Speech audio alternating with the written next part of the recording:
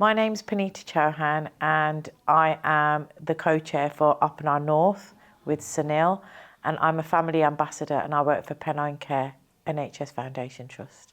So I started the NHS when I first got married and came to Manchester, just as an administrator, and I worked for a mental health trust. I really enjoyed doing the admin. And then from that, I used to help support deliver the trust induction and met lots and lots of different people. And then, I just got into enjoyed working in mental health, and I thought, oh, this is interesting. And then somebody approached me and said, we've got this job opportunity, would you like to apply for it? So I thought, why not? And I applied for a secondment and as a PALS officer. And then I think it just kind of took it from there that I started enjoying helping people. Obviously, a lot of it was kind of not complaints, but issues.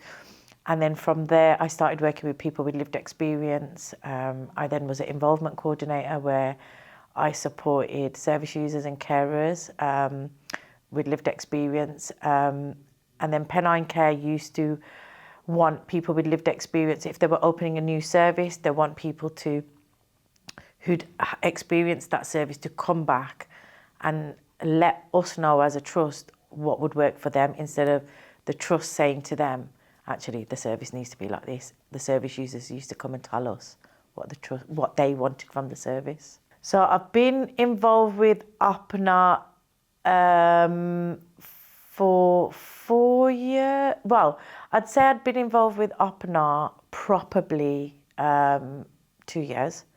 And I came to Opna conference the very first year in 2022, I think it was. And then Asma, we just got speaking, and she approached me and said, would you like to get involved? I was like, yeah, I don't mind. And then the rest is history from there, I guess. And then I think people within Opna have recognised something in me, which I don't think I've recognised in myself. And they've just helped me just progress and progress and progress, and I am here where I am today. See, for me, Opna is important because it's given me a voice. As a South Asian lady, it's given me a voice.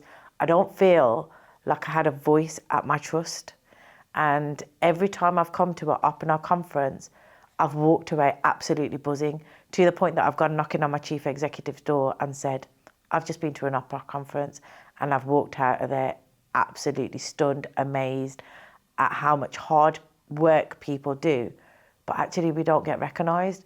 And I think that's really important for me, that actually there's a lot of South Asian people or NHS professionals, and they do so much hard work, and actually we don't get recognised. So I think having Opna to recognise that is really, really important.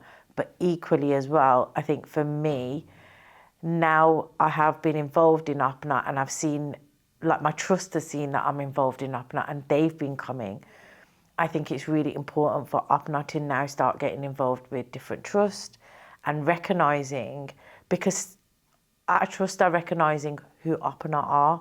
And I think it's really important for Opna now to start going out there and saying, this is who we are, how can we help you? Because I think trusts will appreciate that support. I think everything I've heard over these few days has been all about racism and how the trust can support their staff. And I think now, if we as staff are going back saying there's Opna, I think it'd be really good for Opna to now start knocking on trust door and say, how can we help you? So come to our conference, but actually physically, work-wise, how can we help you?